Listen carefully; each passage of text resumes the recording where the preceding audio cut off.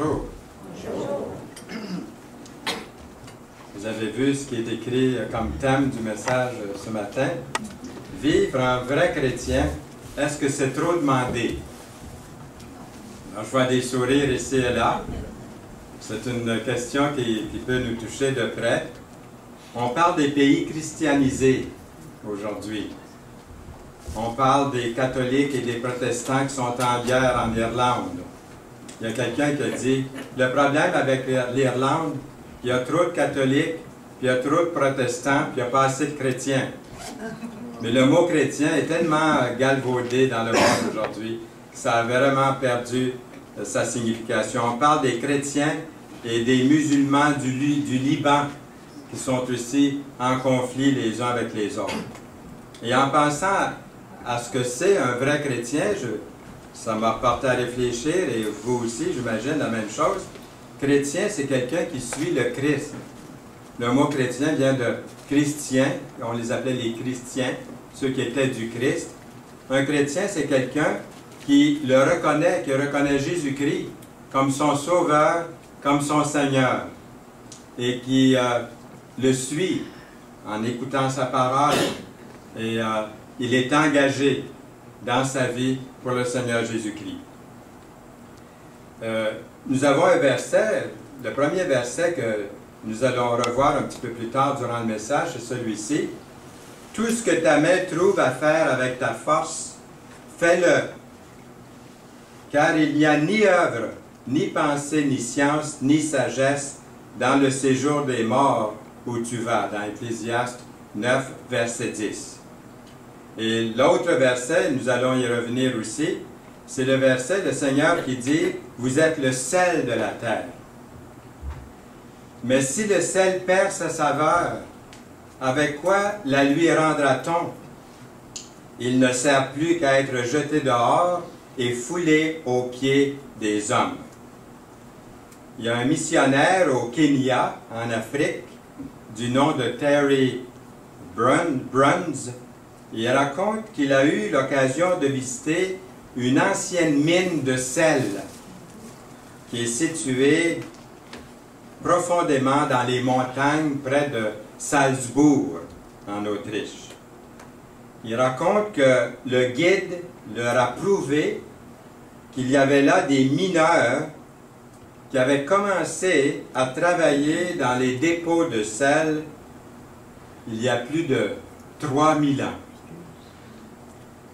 Des découvertes archéologiques telles que vous avez entendu parler de l'homme dans le sel, un corps préservé dans le sel de la mine, témoignent non seulement de l'exploration minière, mais aussi de la culture hautement développée à cette époque-là. Pendant des siècles, pendant plusieurs siècles, le sel servait de base financière, mais aussi dans l'art, la culture. Puis au Moyen Âge, le sel était connu comme ni plus ni moins que l'or blanc. Donc vous voyez la valeur du sel.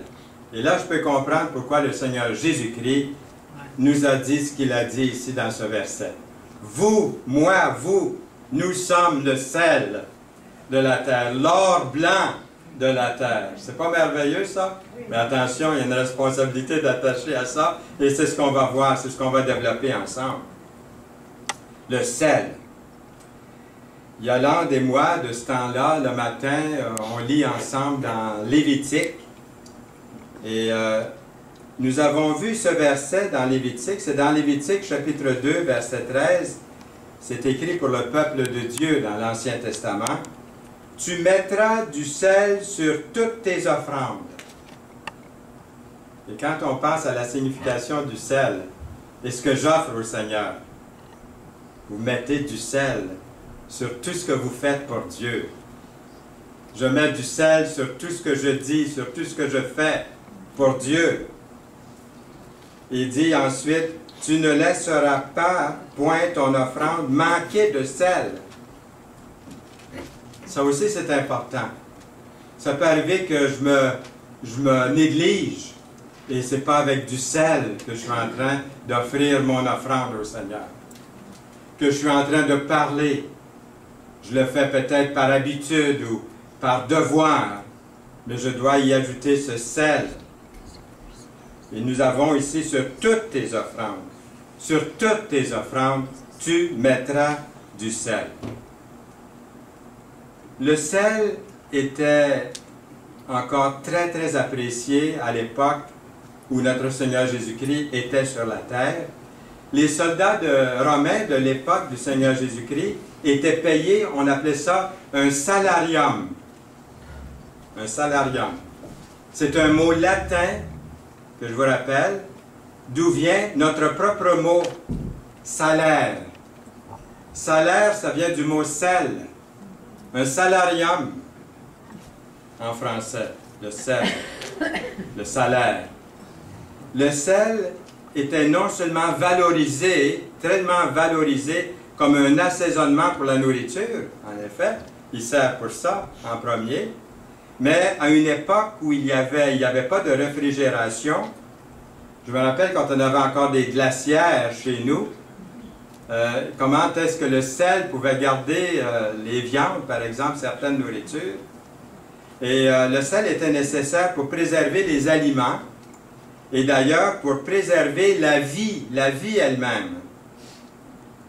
Les disciples du Seigneur sont pour le monde, vous et moi, les disciples de Dieu, les disciples de Jésus-Christ, sont pour le monde une sorte de désinfectant moral. Ce n'est pas pour se vanter qu'on dit ça, mais c'est ce que le Seigneur dit que nous sommes. Un désinfectant moral, nous le sommes par notre vie, nos paroles. Nous savons tous que le standard moral dans la plupart de nos sociétés dans le monde aujourd'hui est très bas, et soit très très bas ou changé complètement. Ce qui était mal, c'est bien. Ce qui est bien était mal.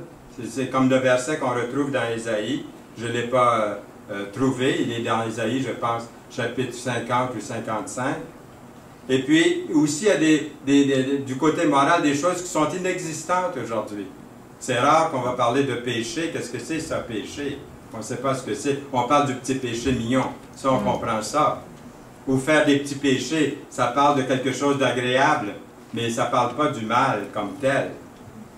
Nous lisons dans Colossiens 4:6 que votre parole soit toujours accompagnée de grâce, assaisonnée de sel, voyez-vous, assaisonnée de sel, afin que vous sachiez comment il faut répondre à chacun. Et c'est important, ça, ce verset-là. Jésus a comparé votre vie, ma vie, au sel. Alors, ça devrait se goûter. Ça devrait se goûter. Et ça devrait se voir. Dans son sermon sur la montagne, Jésus demande à ses disciples à être le sel de la terre. Le sel non seulement ajoute de la saveur aux aliments, mais il aide à préserver et même à purifier les plaies. Le Seigneur compare le vrai croyant aux propriétés du sel. Je me rappelle la première fois que j'ai vu vraiment l'utilité du sel. J'avais 15 ans et pendant l'été, je faisais des commissions, ce qu'on appelait faire des commissions à bicyclette pour le marché canadien sur la rue La Violette de Trois-Rivières. Et puis, je suis rentré au travail avec un terrible mal de gorge. Et le patron, M. Côté, m'a dit, quand tu vas arriver à la maison, mets du citron, du sel, puis un peu de miel, puis brasse ça comme il faut dans de l'eau chaude, puis gargarise-toi avec ça. Ça a été instantané, c'était comme une guérison. Vous l'avez déjà essayé, tout le monde connaît cette recette-là. Hein? Avec le sel, ça purifie et ça m'a enlevé ce mal. Ça, c'était une des premières fois où je réalisais combien le sel était pris. Je l'ai utilisé depuis ce temps-là. La dernière fois qu'on m'a extrait une dent, le dentiste m'a dit « Allez-vous-en chez vous et rincez-vous la bouche avec du sel quelques fois là, par jour. » Alors, comme le sel qu'on éparpille, hein, doucement, comme ça on ne met pas toute la salière, on y va doucement, on en met un peu au goût. Comme le sel est éparpillé et ça et là sur la nourriture, de la même façon, vous et moi, les chrétiens, sont dispersés. Moi, je ne peux pas aller dans des endroits où vous êtes. Il y a des endroits où je vais où vous ne pouvez pas aller aussi. Et puis, nous sommes le sel. Comme le sel est éparpillé, vous et moi, nous sommes dispersés, ça et là, dans différents milieux. Et même, je dirais, dans différentes nations à travers le monde. Les nations les plus reculées, les plus éloignées, là où on entend à peine le nom de Jésus-Christ, il y a des enfants de Dieu, des chrétiens, à travers la planète. Nous savons que le sel est ajouté aux aliments pour leur donner cette saveur, ce goût. J'en ai l'eau à la bouche lorsqu'on met un peu de sel. Lorsque j'ai eu 40 ans, le médecin m'a dit « plus de sel ». Il dit « c'est correct en faisant la nourriture, mais ça n'est pas dans votre assiette ». Donc plus de sel. Pourquoi? Parce que ça affectait la pression. Mais j'ai vu la différence, manger sans sel et puis avec du sel. C'était plus pareil. Le sel a un goût bien particulier à lui, vraiment différent, et de tout ce qu'on peut goûter lorsqu'on y ajoute un peu de sel. Lorsqu'on le mélange avec la nourriture, généralement la nourriture goûte un peu mieux. Le sel fait ressortir cette saveur naturelle. Vous allez dire, Fernand, t'es pas correct un matin nous parler de ça avant dîner. Mais je vous souhaite bon appétit tantôt. Attention avec le sel, allez-y tranquillement. Mais ça en prend quelquefois pour donner cette saveur à la nourriture. Pendant que les chrétiens sont sur la terre, ils affichent devant le monde, vous affichez devant le monde, ce que c'est que d'appartenir à Dieu. Nous sommes différents. Nous sommes différents. Des caractéristiques qui devraient apporter chez les gens qui nous entourent, chez les voisins, qui devraient apporter de la joie, qui devraient apporter de l'espoir aux gens. Aider ceux et celles qui ont des vies brisées et en profiter pour leur parler du Sauveur, le Seigneur Jésus-Christ. Sinon, tout de suite en parole, au moins par notre vie pour commencer. Que lorsqu'on ouvrira la bouche, ça va être comme une salière qui en met un petit peu pour donner cette saveur et puis qui donne bon goût. Le vrai croyant sauvé par la grâce de Dieu est un bienfait pour le monde, que le monde le réalise ou non. Les chrétiens sont comme le sel de ce monde par rapport à leur témoignage de la grâce de Dieu dans leur vie, à ceux qui les entourent. La plupart des gens dans ce monde rejettent Dieu et la vérité de Dieu. Puis dans la grande commission, vous connaissez la grande commission du Seigneur Jésus-Christ? Allez par tout le monde. Jésus leur dit, allez par tout le monde et prêchez la bonne nouvelle à toute la création.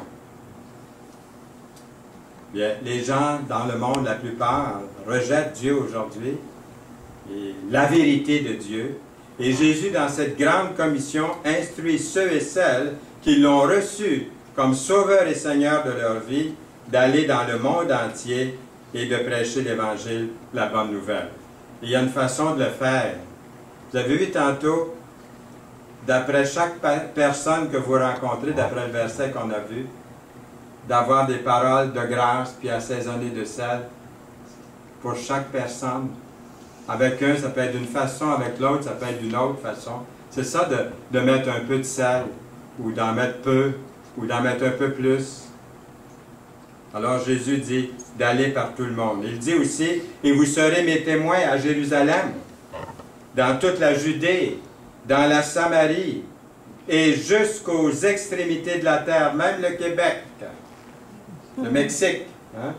Et je passe des pays, là, mais il y en a plusieurs ici qui ont des connaissances dans d'autres pays. Ensuite, Jésus les avertit que le sel peut perdre sa saveur. Alors, il faut écouter bien, bien attentivement ce que le Seigneur va nous dire maintenant dans ce verset-là. Est-ce que c'est possible que le sel perde sa saveur? Jésus les avertit pourtant que le sel peut perdre sa saveur et devenir inutile. Son enseignement montre combien il est important de couper avec certaines choses, de couper toute source de péché qui nous sépare, qui attriste le Saint-Esprit, qui nous sépare de Dieu. Et regardons la dernière partie de cette déclaration de Jésus. Vous êtes le sel de la terre, mais si le sel perd sa saveur, avec quoi la lui rendra-t-on? Il ne sert plus qu'à être jeté dehors et foulé aux pieds des hommes. Jeté sur les routes et foulé par les pneus d'automobile. Il sert simplement à être jeté dehors. Dans ces jours-là, c'est intéressant, souvent les maisons à Jérusalem avaient une chambre haute qu'on utilisait pour les invités, on les utilisait pour les invités ou pour d'autres occasions spéciales. Et dans une telle chambre haute, vous vous souvenez que c'est là que Jésus a mangé la Pâque avec ses disciples peu avant sa crucifixion. Ce qui est intéressant, c'est que où est-ce que le sel entre là-dedans? C'est que les planchers de ces chambres hautes étaient faits de bois superposés avec du plâtre. Et pour durcir le plâtre, j'ai appris qu'on se servait de mortier pour les planchers. On y ajoutait du sel. Pourquoi du sel? Bien, pour le durcir, ce mortier. Pour durcir le plâtre. Et c'est comme ça que le sel devenait foulé aux pieds par les hommes, voyez-vous. Ce sel-là ne pouvait plus servir à saler dans nos assiettes la nourriture. Il ne pouvait plus servir à ça, à préserver la nourriture. Il perdait donc sa saveur. Qu'est-ce que Jésus veut dire aux justes en disant que le sel pourrait perdre sa saveur? Avez-vous déjà goûté à du sel qui n'était pas salé?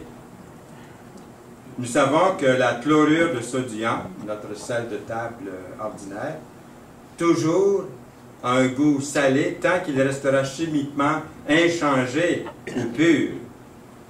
Alors, de quoi Jésus voulait-il parler? Jésus nous dit que les chrétiens doivent avoir un bon témoignage pour pouvoir être une bénédiction pour les autres. Pour les autres. Lorsque l'on mélange le sel avec une autre substance, il cesse d'être utilisable comme sel.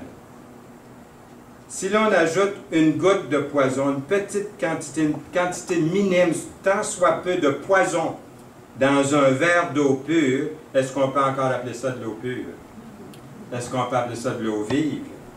On ne peut pas non plus mélanger, écoutez bien, on ne peut pas non plus mélanger les instructions claires de la parole de Dieu, du Seigneur, de la Bible, sur la manière dont Dieu veut être adoré ou comment on peut lui plaire, mélanger ça avec la tradition des hommes, avec la philosophie de ce monde, avec l'astrologie, avec des autres choses qui ne sont pas de la parole de Dieu. On ne peut pas faire ce mélange, comprenez-vous?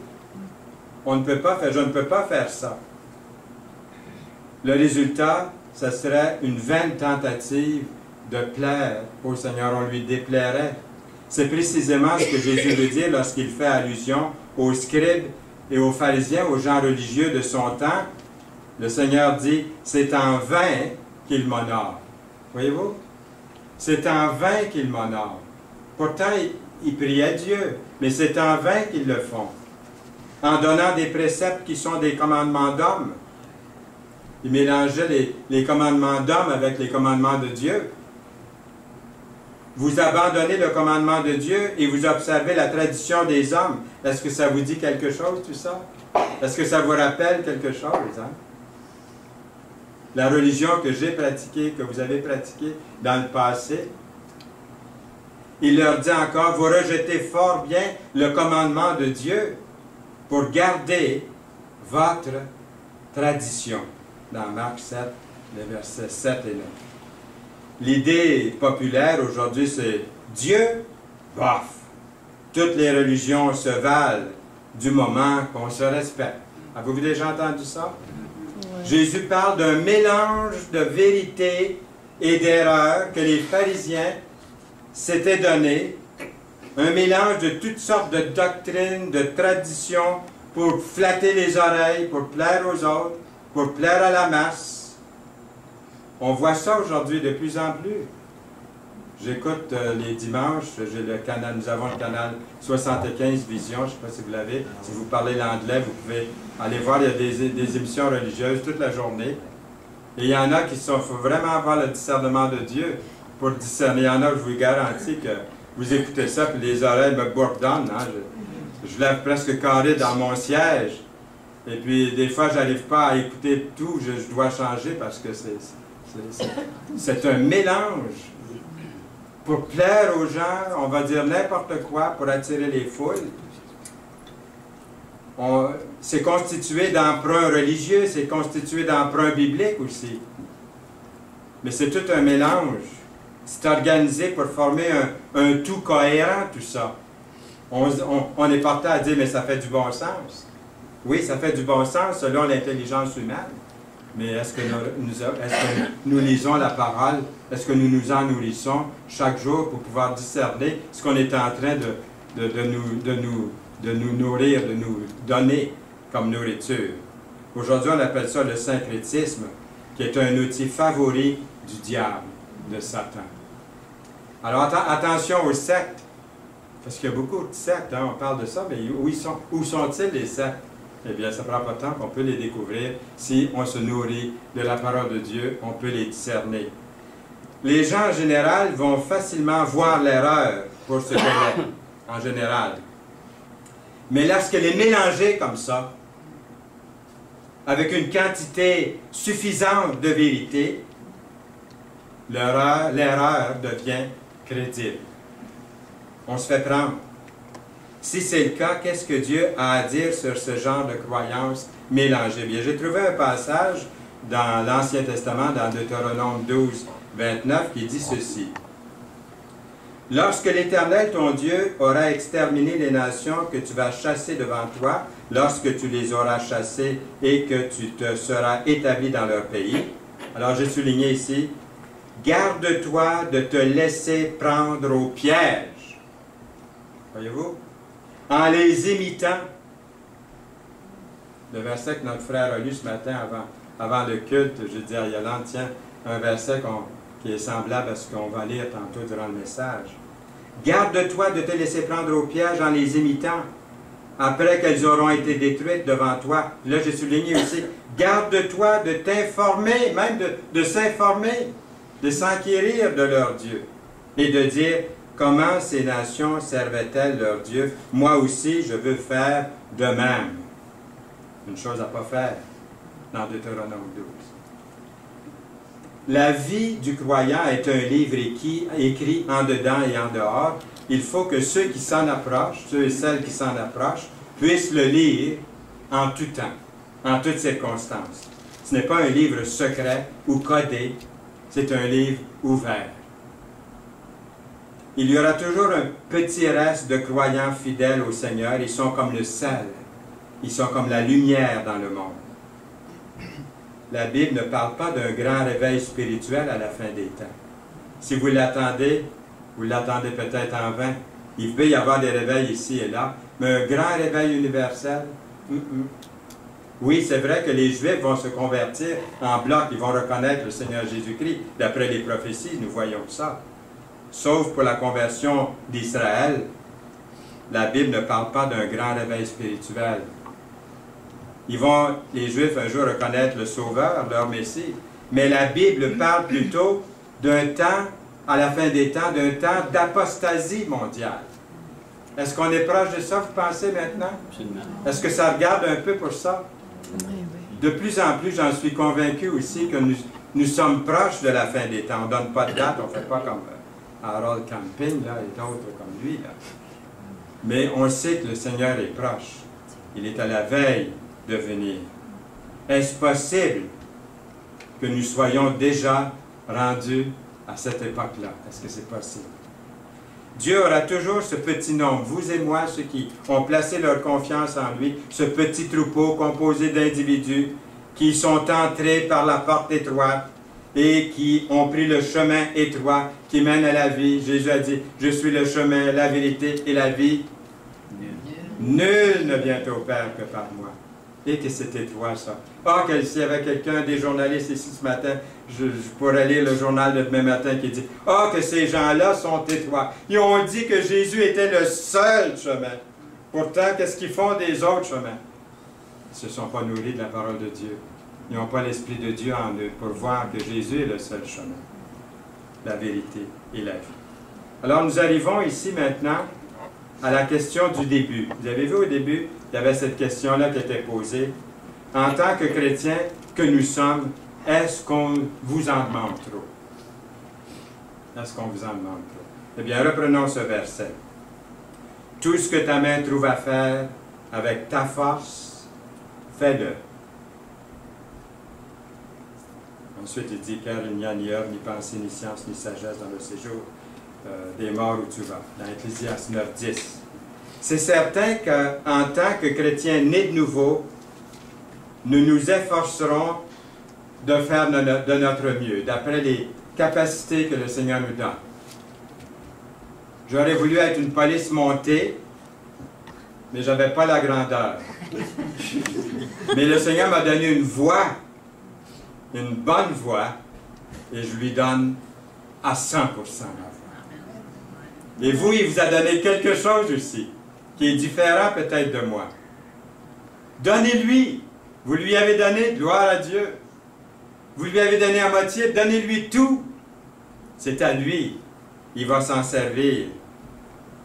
Tout ce que ta main trouve à faire, ça veut dire ta bouche, tes membres, tout ce que tu trouves à faire.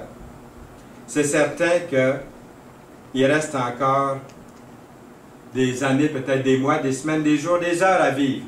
On ne connaît pas l'heure de notre destin, de notre fin. Ça peut être court ou long, on ne sait pas. À cause de la position que nous exerçons en tant que chrétiens, nous aimerions bien savoir ce qui plaît à Dieu et ce qui vous rendra heureux à son service. Alors donnez-lui. Pourquoi ça prend tellement de courage pour vivre la vie chrétienne? Quand avez-vous vu une démonstration de courage en tant que chrétien? Sûrement que vous en avez vu. Y a-t-il quelqu'un ou des circonstances en particulier là, qui a été pour vous un exemple de courage chrétien?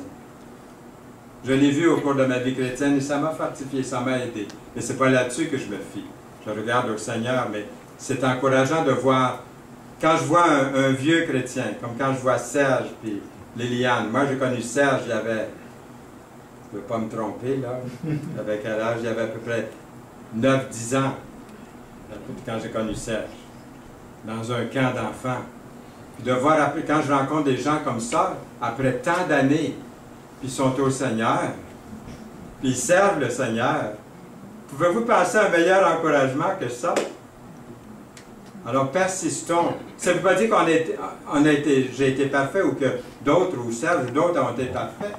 C'est qu'ils se sont continuellement retournés au Seigneur, reconfiants en lui. Vous avez manqué, vous avez eu des échecs, ce n'est pas une excuse. Il a toujours les bras ouverts, il a toujours la main tendue comme il a fait pour Pierre qui s'enfonçait dans les eaux. Après avoir dit, Seigneur, je peux-tu venir marcher sur les eaux? Waouh, waouh, waouh! Je marche sur les eaux! Et là, tout à coup, il se met à voir la tempête, il se met à puis il cale. Seigneur, ta main, Seigneur, hein? J'extrapolise un peu, là, vous avez remarqué. Mais c'est ça. C'est que, pourquoi ça prend tant de courage pour la vie chrétienne? Et nous avons vu ce beau verset. Il y a d'autres versets, et ça, les versets que je vais vous donner maintenant, je les passe assez rapidement. Mais dans ma propre vie, puis dans la vie de milliers de chrétiens à toutes les époques de l'histoire, ce sont des versets qui sont revenus, qui ont encouragé des milliers de chrétiens. Dans les petites promesses bibliques que mon épouse a écrites, je pense que vous allez retrouver plusieurs de ces versets-là. Alors, je vous les donne, et puis que ça puisse vous faire que ces paroles vous puissiez les accrocher au passage. La Bible dit, « Car l'Esprit que Dieu nous a donné ne nous rend pas timides, au contraire. Son Esprit nous remplit de force, d'amour et de sagesse. » Dans 2 Timothée 1,7. Dans Deutéronome 31,6, « Fortifiez-vous et ayez du courage. Ne craignez point et ne soyez point effrayés devant eux, car l'Éternel, ton Dieu, marchera et je sais qu'il y en a qui aiment beaucoup le mot lui-même dans la parole, il y en a plusieurs qui le savent ici. C'est marqué quoi ici? Ton Dieu marchera lui-même, pas n'importe qui, pas le prêtre, pas le pasteur, puis le rabbin. Lui-même, lui-même, lui-même avec toi. Il ne te délaissera point, il ne t'abandonnera point. Dans Philippiens 4,13, « Je puis tout, dit l'apôtre, par celui qui me fortifie. » Dans Ésaïe 41,10, « Ne crains rien, car je suis avec toi. Ne promène pas des regards inquiets, car je suis ton Dieu, je te fortifie. Je viens à ton secours, je te soutiens de ma droite triomphante. » Ésaïe 41,10. Josué 1,9. Ne t'ai-je pas donné cet ordre? Fortifie-toi et prends courage. Ne t'effraie point, ne t'épouvante point, car l'Éternel, ton Dieu, est avec toi dans tout ce que tu entreprendras. Même dans nos échecs, est-ce qu'on peut arriver à lui dire « Merci, mon Dieu ». Ça, c'est de vraiment tout. T-O-U-T, de l'avoir tout donné. Quand on peut arriver à dire, même dans l'épreuve, même dans ce qu'on ne comprend pas, dans les gros points d'interrogation, de dire Seigneur, merci. Ça change tout. Ça change tout.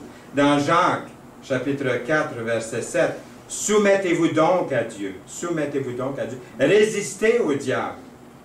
Et il fuira loin de vous. Vous devriez le voir pourrir. Dans Romains 12, 2, nous lisons, « Ne vous conformez pas, le verset qu'on a lu tantôt au début, « Ne vous conformez pas au siècle présent, mais soyez transformés par le renouvellement de l'intelligence, afin que vous discerniez, j'ai souligné que vous discerniez, quelle est la volonté de Dieu, ce qui est bon, agréable et parfait. » Aujourd'hui, on a dans le monde ce qu'on appelle l'Église émergente. Et c'est loin d'être ce que nous lisons dans ce verset-là. Avec toutes sortes d'idées pour plaire au monde. On enlève la croix dans les églises. On ne met plus de Bible à la vue. On veut que les églises ressemblent à des clubs pour attirer les gens du monde. On appelle ça l'Église émergente parce qu'elle veut s'adapter, créer des ponts. Mais ce n'est pas de cette façon-là que la parole nous dit d'agir.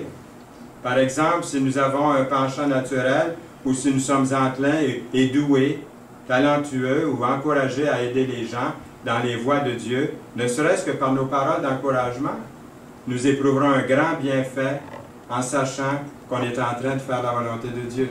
Je ne sais pas, la liste elle peut être longue, je dis ça comme ça en passant, nous sommes appelés à devenir des partenaires les uns avec les autres.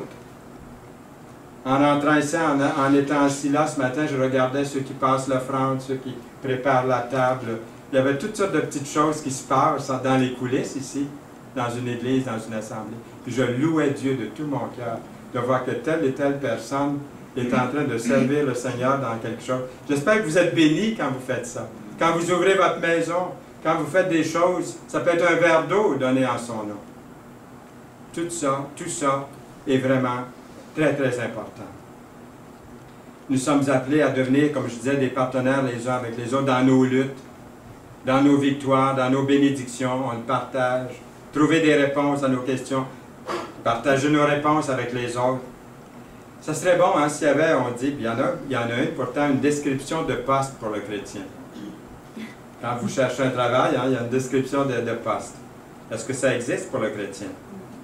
Oui, certainement. Mais voici, selon le monde des affaires, j'en ai trouvé une, là, sur Internet, qui est celle-ci. La description de poste pour les maisons d'affaires permet d'avoir par écrit les tâches et les responsabilités propres à l'emploi, en plus des conditions de travail, des procédures, etc.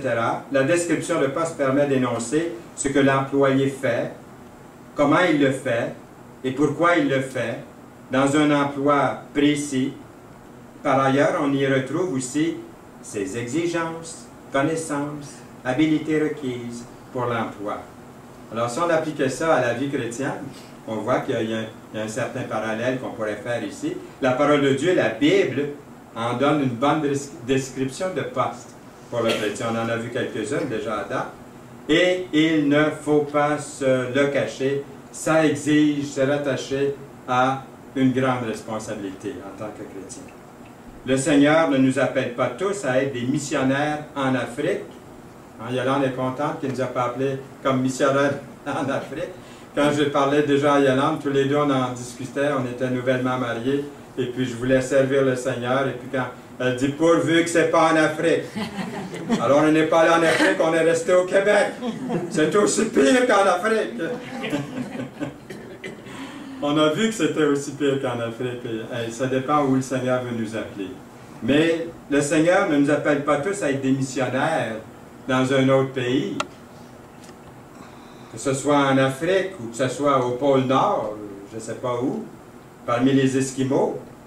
Mais nous pouvons faire ce que nous avons été mis au défi de faire, de tout notre cœur, de tout votre cœur, de toute votre âme, de tout votre esprit, avec la force, comme on a lu tantôt. En plus, la force que Dieu vous donne de le servir. Nous lisons, si quelqu'un parle, que ce soit comme annonçant les oracles de Dieu.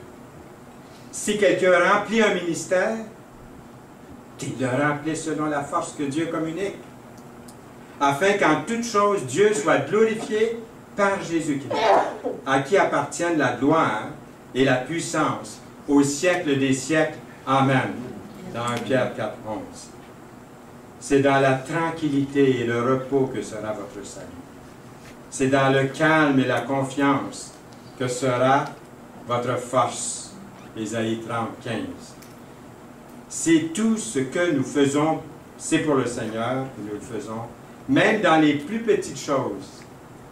Même ce que vous considéreriez comme des choses secondaires. Nous aurons une bonne éthique au travail supérieure à la moyenne, même face aux compétences de ce monde. Nous n'abandonnerons pas notre travail avant que notre tâche soit terminée. Nous l'accomplirons, notre travail, fidèlement, pour Dieu, qui est notre vrai patron. Quand ça allait mal au bureau, je disais, s'il savait que ce n'est pas lui mon vrai patron, que j'en ai un plus grand que lui, et là, je vous dis que j'allais au travail. Ça y allait pas. Est-ce que vous avez expérimenté la même chose? Sûrement. Le chrétien se fait un honneur d'avoir un niveau élevé d'intégrité et d'authenticité comme employé, comme citoyen même, comme patron chrétien. Une des nombreuses satisfactions que nous éprouvons quelquefois en tant que chrétiens, il y en a plusieurs, mais c'est comme de participer, par exemple, dans des projets pour une église, dans des projets d'évangélisation, que ce soit distribuer de la documentation, des DVD, des cassettes ou quoi que ce soit, on n'a plus de cassettes, des CD aujourd'hui ou d'autres, ou de la littérature, des projets d'évangélisation, ou même des services qu'on rend aux chrétiens à l'Église. Ça pourrait être des tâches qui sont accomplies avec le désir d'être et de faire le mieux que vous puissiez faire et être, parce que vous voulez utiliser ces dons, ces talents, ces capacités que vous avez, avec lesquels Dieu vous a richement béni, vous voulez les utiliser pour lui. Comme vous savez, notre fille a été à l'hôpital pendant 8 mois et demi. En premier, on lui donnait 1 mois à vivre, mais elle a vécu 8 mois et demi. Puis, durant ce premier mois ou 2, elle était très, très déprimée parce qu'elle attendait la mort d'un jour à l'autre. Et un jour, une chrétienne, une infirmière qui était psychologue, je crois, elle est venue lui parler, elle s'est fait amie avec Nicole, puis elle pouvait parler le même langage. Elle aussi avait le Seigneur dans sa vie. Puis elle a encouragé beaucoup Nicole. On était arrivé à l'hôpital le jour après, et notre Nicole était en train de faire des cartes. Elle nous demandait d'apporter des fleurs, des vraies fleurs, séchées, qu'elle faisait sécher. Et puis, elle faisait des belles cartes. Puis, elle en vendait au point où elle a pu s'acheter une caméra Polaroid. Vous voyez, elle s'est rendue, pour elle, c'était comme quelque chose qu'elle faisait pour le Seigneur. Et ici, on la voit en train de faire son culte personnel dans son lit, à l'hôpital. Vous voyez, même si on est handicapé, on est malade, on est infirme, on est privé de quelques notions physiques ou même intellectuelles, on peut faire quelque chose. Dieu va vous donner à cœur, il y a quelque chose que vous pouvez faire pour lui. Il y a peut-être des choses que d'autres n'aiment pas faire, mais que vous aimeriez faire. Vérifiez avec les anciens, les diacres de l'Assemblée, et puis avec vos frères et sœurs, comme qu'est-ce que c'est, en quoi vous pourriez être utile. Et vous allez voir le Seigneur ouvre des portes. L'apôtre Paul dit à Timothée, « Efforce-toi de te présenter devant Dieu comme un homme éprouvé. » Un ouvrier qui n'a point à rougir, qui dispense droitement la parole de la vérité, 2 Timothée 2,15. Il convient ici de noter l'intention de Dieu quand il nous a créés. Pourquoi est-ce qu'il vous a créés? Pourquoi est-ce que vous êtes là? Éphésiens 2,10 dit, « Car nous sommes son ouvrage, ayant été créés en Jésus-Christ pour de bonnes œuvres, que Dieu a préparées d'avance, afin que nous les pratiquions. » Il serait intéressant de savoir ce que c'est. Il peut vous le dire, il peut vous le communiquer. Si je dois devenir le genre de personne que Dieu veut que je sois, et le genre de personne que mon Église désire que je sois, je vais réaliser qu'en fait, j'ai été créé pour accomplir la volonté de Dieu. J'avoue que c'est toute une responsabilité, mais il va m'aider, il va me donner la joie. Beaucoup de chrétiens engagés, et ça je peux vous le dire par expérience aussi, beaucoup de chrétiens engagés ont trouvé que plus ils en font pour le Seigneur, plus Dieu les bénit dans leur service pour les autres et pour l'Église. C'est pas vrai? Je ne dis pas que nous sommes sauvés par nos œuvres. Je dis tout simplement que nous servons le Seigneur par amour. Nous lisons ici dans Matthieu 25, 21. Son maître lui dit, « C'est bien, bon et fidèle serviteur, tu as été fidèle en peu de choses, je te confierai beaucoup, entre dans la joie de ton maître. » Moi, je prie au Seigneur à tous les jours de continuer à travailler quand je vais être entré dans la joie de mon maître. Je ne veux pas être à rien faire assis sur un petit nuage à jouer de la harpe. Premièrement, je n'ai pas confiance au petit nuage, et puis de la harpe, je ne m'y connais pas trop non plus. Hein? Donc, je demande au Seigneur quelque chose à faire pendant l'éternité. Il va nous donner, on le voit d'après ce verset-là. Je voudrais travailler sans sueur, sans fatigue, sans mal aux muscles et aux os, pendant l'éternité, un job que j'aime. Ah, quelque chose que j'aime faire, là. Puis de le faire à plein, là, puis hop, bateau. Si jamais vous passez dans mon bout, vous arrêterez. Vous allez voir que ça va y aller par là, hein? Mais il faut commencer ici. Il faut commencer ici. Il n'y a pas de plus grande joie que de servir Dieu, puis de savoir que on est en train de le servir. Et nous sommes abondamment bénis pour lui, de savoir qu'on est bénis. Ce qui est écrit dans 1 Corinthiens 15, 58, et là on achève bientôt le message de ce matin, pour être adressé directement à vous, à toi, à moi, lorsque Paul dit « Ainsi, mes frères bien-aimés, soyez fermes. » Vous avez vu? Inébranlables. Vous avez vu? Encore? Travaillant. De mieux en mieux à l'œuvre du Seigneur, sachant que votre travail, pensez-vous que c'est vrai ça? Que votre travail ne sera pas vain dans le Seigneur? Pensez-vous qu'il tient promesse, le Seigneur? Amen. Il va vous bénir. Dans 1 Corinthiens 15, 58. Pensez-y un instant.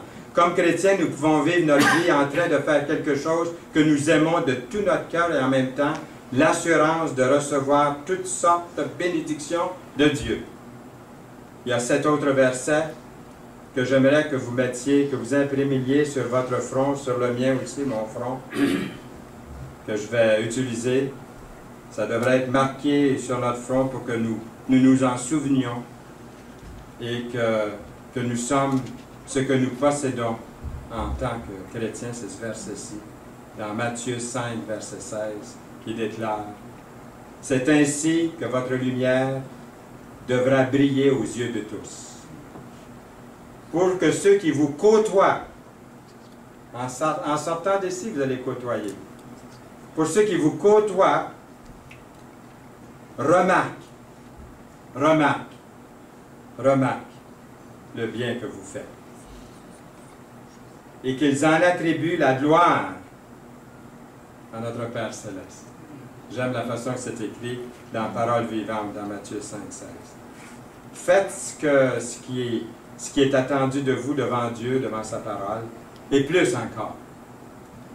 Vous serez bénis au-delà de votre imagination la plus fertile. Amen? Amen. Amen.